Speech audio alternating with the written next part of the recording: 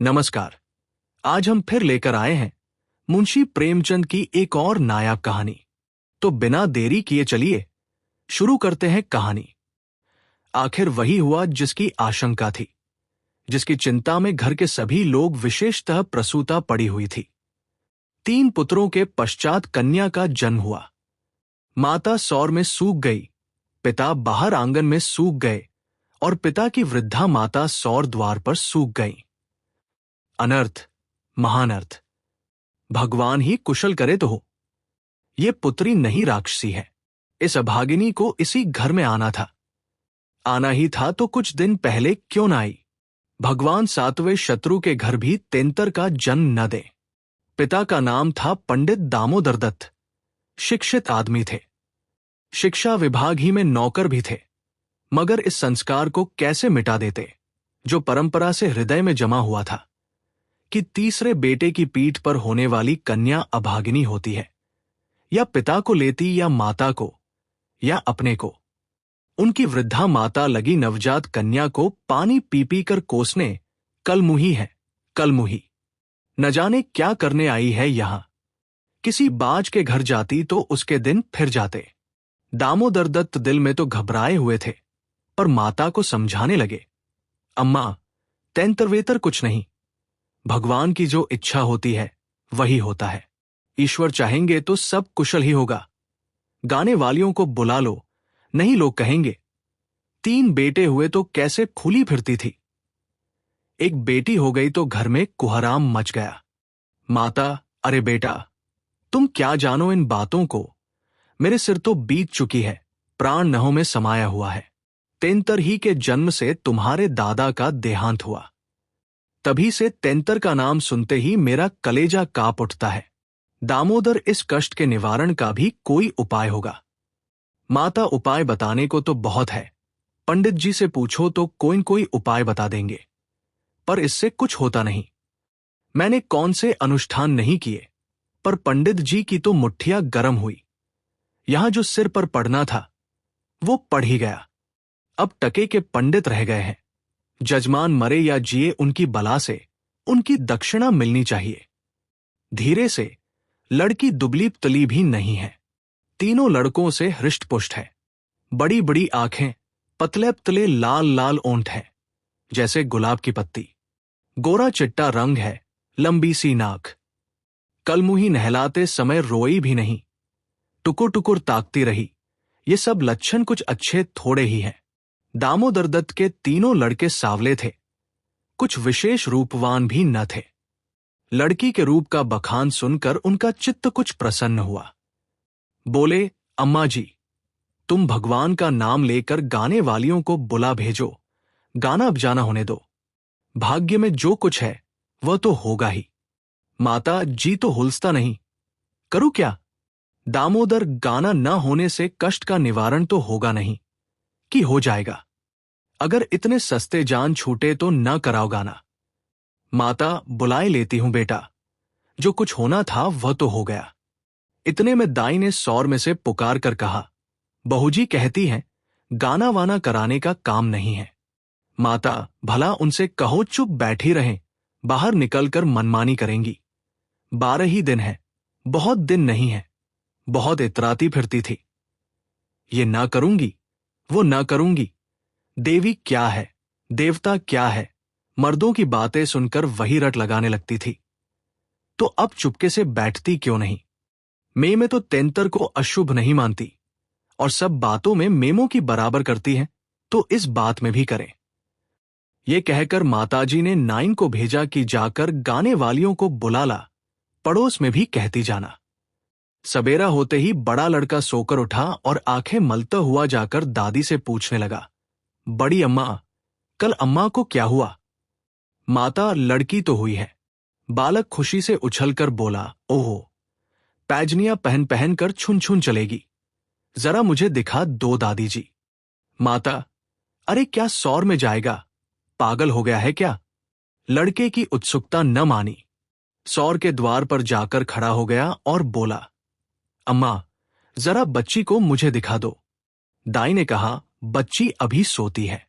बालक, जरा दिखा दो, गोद में लेकर। दाई ने कन्या उसे दिखा दी तो वहां से दौड़ता हुआ अपने छोटे भाइयों के पास पहुंचा और उन्हें जगास गाकर खुशखबरी सुनाई। एक बोला नन्ही सी होगी, बड़ा बिल्कुल नन्ही सी, बस जैसी बड़ी गुड़िया, ऐसी गोरी है कि क्या किसी साहब की लड़की होगी। ये लड़की मैं लूंगा। सबसे छोटा बोला को भी दिखा दो। तीनों मिलकर लड़की को देखने आए और वहां से बगले बजाते उछलते कूदते बाहर आए। बड़ा देखा कैसी है। मंजला कैसे आंखें बंद किए पड़ी थी। छोटा इसे हमें तो देना। बड़ा खूब द्वार पर बारात आएगी, हाथी घोड़े बाजे आतिशबाजी। मंजला और छोटा ऐसे मग्न हो रहे थे मानो वो मनोहर दृश्य आंखों के सामने है। उनके सरल नेत्र मनोल्लास से चमक रहे थे। मंजला बोला फुलवारियां भी होंगी, छोटा भी पूल लेंगे। छठी भी हुई, बरही भी हुई, गाना बजाना, खाना खिलाना, देना दिलाना सब कुछ हुआ, पर रस्म पूरी करने के लिए दिल से नहीं, खुशी से नहीं। लड़की दिन दिन दुर्बल और अस्वस्थ होती जाती थी। मां उसे दोनों वक्त अफीम खिला देती और बालिका दिन और रात नशे में बेहोश पड़ी रहती। जरा भी नशा उतरता तो भूख से विकल होकर रोने लगती। मां कुछ ऊपरी दूध पिलाकर अफीम खिला देती। आश्चर्य की बात तो यह थी कि अब की उसकी छाती में दूध ही नहीं उतरा। यो भी उसे दूध देर से उतरता था, पर लड़कों की बेर उसे नाना प्रकार की दूधवर्धक औषधियां खिलाई जाती। बार बार शिशु को छाती से लगाया जाता, यहां तक कि दूध उतर ही आता था। पर अब की ये आयोजनाएं न की गई। खुलसी बच्ची कुम्हलाती जाती थी। मां तो कभी उसकी ओर ताकती भी न थी। हां, नाइन कभी चुटकियां बजाकर चुमकारती तो शिशु के मुख पर ऐसी दयनीय, ऐसी करुण वेदना अंकित दिखाई देती कि वो आंखें पोंछती हुई चली जाती थी। बहू से कुछ कहने सुनने का साहस न पड़ता। बड़ा लड़का सिद्धू बार बार कहता, अम्मा, बच्ची को दो बाहर से खेला लाओ, पर मां उसे झिड़क देती थी। 3-4 महीने हो गए। दामोदर दत्त रात को पानी पीने उठे तो देखा कि बालिका जाग रही है। सामने ताक पर मीठे तेल का दीपक जल रहा था। लड़की टकटकी बांधे उसी दीपक की ओर देखती थी और अपना अंगूठा चूसने में मग्न थी। चुभ चुभ की आवाज आ रही थी। उसका मुख मुरझाया हुआ था, पर वह न रोती थी न हाथ पैर खैंकती थी। बस अंगूठा पीने में ऐसी मग्न थी मानो उसमें सुधारस भरा हुआ है। वो माता के स्तनों की ओर मुंह भी नहीं फेरती थी, मानो उसका उन पर कोई अधिकार नहीं, उसके लिए वहां कोई आशा नहीं। बाबू साहब को उस पर दया आई। इस बेचारी का मेरे घर जन्म लेने में क्या दोष है? मुझ पर या इसकी माता पर जो कुछ भी पड़े, उसमें इसका क्या अपराध? हम कितनी निर्दयता कर रहे हैं कि कुछ कल्पित अनिष्ट के कारण उसका इतना तिरस्कार कर रहे हैं। माना कि कुछ अमंगल हो भी जाए तो क्या उसके भय से इसके प्राण ले लिए जाएंगे? अगर अपराधी है तो मेरा प्रारब्ध है। इस नन्हे से बच्चे के प्रति हमारी कठोरता क्या ईश्वर को अच्छी लगती होगी? उन्होंने उसे गोद में उठा लिया और उसका मुख चूमने लगे। लड़की को कदाचित पहली बार सच्चे स्नेह का ज्ञान हुआ। वो हाथ पैर उछालकर गूगू करने लगी और दीपक की ओर हाथ फैलाने लगी। उसे जीवन ज्योतिषी मिल गई। प्रातःकाल दामोदर दत्त ने लड़की को गोद में उठा लिया और बाहर लाए। स्त्री ने बार बार कहा, उसे पड़ी रहने दो, ऐसी कौन सी बड़ी सुंदर है, अभागिन रात दिन तो प्राण खाती रहती है, मर भी नहीं जाती कि जान छूट जाए। किंतु दामोदर दत्त ने न माना। उसे बाहर लाए और अपने बच्चों के साथ बैठकर खिलाने लगे। उनके मकान के सामने थोड़ी सी जमीन पड़ी हुई थी। पड़ोस के किसी आदमी की एक बकरी उसमें आकर चरा करती थी। इस समय भी वह चर रही थी। बाबू साहब ने बड़े लड़के से कहा, सिद्धू, जरा उस बकरी को पकड़ो तो इसे दूध पिलाए, शायद भूखी है बेचारी। देखो, तुम्हारी नन्ही सी बहन है ना, इसे रोज हवा में खिलाया करो। सिद्धू को दिल लगी हाथ आई। उसका छोटा भाई भी दौड़ा। दोनों ने घेर कर बकरी को पकड़ा और उसका कान पकड़े हुए सामने लाए। पिता ने शिशु का मुंह बकरी के थन में लगा दिया। लड़की चुबलाने लगी और एक क्षण में दूध की धार उसके मुंह में जाने लगी। मानो टिमटिमाते दीपक में तेल पड़ जाए। लड़की का मुंह खिल उठा। आज शायद पहली बार उसकी क्षुधा तृप्त हुई थी। वो पिता की गोद में हुमक हुमक कर खेलने लगी। लड़कों ने भी उसे खूब नचाया कुदाया। उस दिन से सिद्धू को मनोरंजन का एक नया विषय मिल गया। बालकों को बच्चों से बहुत प्रेम होता है। अगर किसी घोंसले में चिड़िया का बच्चा देख पाएं तो बार बार वहां जाएंगे। देखेंगे कि माता बच्चे को कैसे दाना चुगाती है, बच्चा कैसे चोंच खोलता है, कैसे दाना लेते समय परों को फड़फड़ाकर चेंचे करता है। आपस में बड़े गंभीर भाव से उसकी चर्चा करेंगे। अपने अन्य साथियों को ले जाकर उसे दिखाएंगे। सिद्धू ताक में लगा रहता। जो ही माता भोजन बनाने या स्नान करने जाती तुरंत बच्ची को लेकर आता और बकरी को पकड़कर उसके थन में शिशु का मुंह लगा देता। कभी दिन में 2-2, 3-3 बार पिलाता। बकरी को भूसी चोकर खिलाकर ऐसा परचा लिया कि वह स्वयं चोकर के लोभ से चली आती और दूध देकर चली जाती। इस भांति कोई 1 महीना गुजर गया। लड़की हृष्टपुष्ट हो गई, मुख पुरुष के समान विकसित हो गया। आंखें जगुठीन, शिशुकाल की सरल आभा मन को हरने लगी। माता उसे देख देख कर चकित होती थी। किसी से कुछ कह तो न सकती, पर दिल में उसे आशंका होती कि अब वो मरने को नहीं, हमें लोगों के सिर जाएगी। कदाचित ईश्वर इसकी रक्षा कर रहे हैं, जभी तो दिन दिन निखरती आती है। नहीं अब तक ईश्वर के घर पहुंच गई होती। मगर दादी माता से कहीं ज्यादा चिंतित थी। उसे भ्रम होने लगा कि वह बच्ची को खूब दूध पिला रही है, सांप को पाल रही है। शिशु की ओर आंख उठा कर भी न देखती। यहां तक कि एक दिन कह बैठी, लड़की का बड़ा छो करती हो। हाँ भाई, मां हो कि नहीं, तुम न छो करोगी तो करेगा कौन? अम्मान जी, ईश्वर जानते हैं जो मैं इसे दूध पिलाती हूं। अरे तो मैं मना थोड़े ही करती हूं। मुझे क्या गरज पड़ी है कि मुफ्त में अपने ऊपर पाप लूं? कुछ मेरे सिर तो जाएगी नहीं। अब आपको विश्वास ही न आए तो कोई क्या करे? मुझे पागल समझती हो? वो हवा पी पी कर ऐसी हो रही है। भगवान जाने अम्मा, मुझे तो आप अचरज होता है।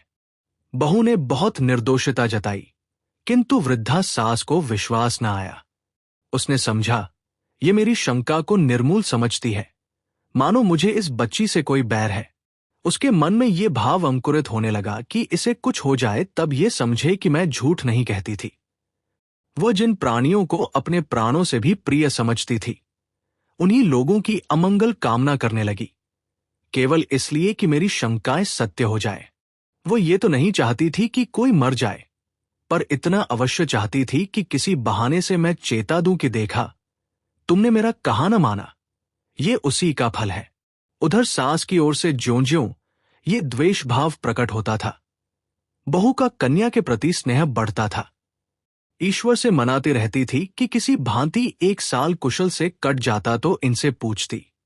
कुछ लड़की का भोला भाला चेहरा, कुछ अपने पति का प्रेम वात्सल्य देखकर भी उसे प्रोत्साहन मिलता था। विचित्र दशा हो रही थी। न दिल खोलकर प्यार ही कर सकती थी, न संपूर्ण रीति से निर्दय होते ही बनता था। न हंसते बनता था, न रोते। इस भांति 2 महीने गुजर गए और कोई अनिष्ट न हुआ। तब तो वृद्धा सास के पेट में चूहे दौड़ने लगे। बहू को 2-4 दिन ज्वर भी नहीं आ जाता कि मेरी शंका की मर्यादा रह जाए। पुत्र भी किसी दिन पैरगाड़ी पर से नहीं गिर पड़ता, न बहू के मैके ही से किसी के स्वर्गवास की सुनावनी आती है। एक दिन दामोदर दत्त ने खुले तौर पर कह भी दिया कि अम्मा, ये सब ढकोसला है। 33 लड़कियां क्या दुनिया में होती नहीं, तो सबके सब मां बाप मर ही जाते हैं। अंत में उसने अपनी शंकाओं को यथार्थ सिद्ध करने की एक तरकीब सोच निकाली। एक दिन दामोदर दत्त स्कूल से आए तो देखा कि अम्मान जी खाट पर अचेत पड़ी हुई है। स्त्री अंगीठी में आग रखे उनकी छाती सेक रही है और कोठरी के द्वार और खिड़कियां बंद हैं। घबराकर कहा, अम्मा जी, क्या दशा है? स्त्री दोपहर ही से कलेजे में एक शूल उठ रहा है, बेचारी बहुत तड़प रही है। दामोदर, मैं जाकर डॉक्टर साहब को बुला लाऊंगा, देर करने से शायद रोग बढ़ जाए। अम्मान जी, कैसी तबीयत है? माता ने आंखें खोली और करहाते हुए बोली, बेटा तुम आगे, अब न बूचंगी, हाय भगवान, अब न बचूंगी। जैसे कोई कलेजे में बर्छी चुभा रहा हो। ऐसी पीड़ा कभी न हुई थी। इतनी उम्र बीत गई, ऐसी पीड़ा नहीं हुई। स्त्री, ये कलमुही छोकरी न जाने किस मनहूस घड़ी में पैदा हुई। सास बेटा सब भगवान करते हैं, ये बेचारी क्या जाने। देखो मैं मर जाऊं तो उसे कष्ट मत देना। अच्छा हुआ मेरे सिर आई, किसी के सिर तो जाती ही, मेरे ही सिर सही। हाय भगवान, अब न बचूंगी। दामोदर, जाकर डॉक्टर बुला लाओ, अभी लौटा आता हूं। माताजी को केवल अपनी बात की मर्यादा निभानी थी, रुपए न खर्च कराने थे। बोली, नहीं बेटा, डॉक्टर के पास जाकर क्या करोगे? अरे, वह कोई ईश्वर है, डॉक्टर अमृत पिला देगा, 10-20 वह भी ले जाएगा। डॉक्टर वैद्य से कुछ न होगा। बेटा, तुम कपड़े उतारो, मेरे पास बैठकर भागवत पढ़ो, अब न बचूंगी। हाय राम। दामोदर, तेंतर बुरी चीज है। मैं समझता था कि ढकोसला ही ढकोसला है। स्त्री, इसी से मैं उसे कभी मुंह नहीं लगाती थी। माता, बेटा, बच्चों को आराम से रखना, भगवान तुम लोगों को सुखी रखे। अच्छा हुआ मेरे ही सिर गई, तुम लोगों के सामने मेरा परलोक हो जाएगा। कहीं किसी दूसरे के सिर जाती तो क्या होता राम। भगवान ने मेरी विनती सुन ली। हाय हाय। दामोदर दत्त को निश्चय हो गया कि अब अम्मा न बचेंगी। बड़ा दुख हुआ। उनके मन की बात होती तो वो मां के बदले तेंतर को न स्वीकार करते। जिस जननी ने जन्म दिया, नाना प्रकार के कष्ट झेलकर उनका पालन पोषण किया, अकाल वैधव्य को प्राप्त होकर भी उनकी शिक्षा का प्रबंध किया, उसके सामने एक दुधमुही बच्ची का क्या मूल्य था, जिसके हाथ का एक गिलास पानी भी वह न जानते थे। शोकातुर हो कपड़े उतारे और मां के सिरहाने बैठकर भागवत की कथा सुनाने लगे। रात को बहू भोजन बनाने चली तो सास से बोली, अम्मान जी, तुम्हारे लिए थोड़ा सा साबूदाना छोड़ दूं? माता ने व्यंग्य करके कहा, बेटी, अन्न बिना न मारो, भला साबूदाना मुझसे खाया जाएगा। जाओ, थोड़ी पूरियां छा लो, पड़े पड़े जो कुछ इच्छा होगी खा लूंगी, कचौरियां भी बना लेना। मरती हूं तो भोजन को तरस तरस क्यों मरूं? थोड़ी मलाई भी मंगवा लेना, चौकी हो। फिर थोड़े खाने आऊंगी बेटी, थोड़े से केले मंगवा लेना, कलेजे के दर्द में केले खाने से आराम होता है। भोजन के समय पीड़ा शांत हो गई, लेकिन आध घंटे के बाद फिर जोर से होने लगी। आधी रात के समय कहीं जाकर उनकी आंख लगी। 1 सप्ताह तक उनकी यही दशा रही, दिन भर पड़ी कराहा करती, बस भोजन के समय जरा वेदना कम हो जाती। दामोदर दत्त सिरहाने बैठे पंखा झलते और मातृवियोग के आगत शोक से रोते। घर की महरी ने महल्ले भर में ये खबर फैला दी। पड़ोसिनें देखने आई तो सारा इल्जाम बालिका के सिर गया। एक ने कहा, ये तो कहो बड़ी कुशल हुई कि बुढ़िया के सिर गई, नहीं तो तेंतर मां बाप 2 में से एक को लेकर तभी शांत होती है। दैव न करे कि किसी के घर तेंतर का जन्म हो। दूसरी बोली, मेरे तो तेंतर का नाम सुनते ही रोए खड़े हो जाते हैं। भगवान बाज रखे पर तेंतर न दे। 1 सप्ताह के बाद वृद्धा का कष्ट निवारण हुआ। मरने में कोई कसर न थी। वह तो कहो पुरुखाओं का पुण्य प्रताप था। ब्राह्मणों को गोदान दिया गया, दुर्गा पाठ हुआ, तब कहीं जाके संकट कटा।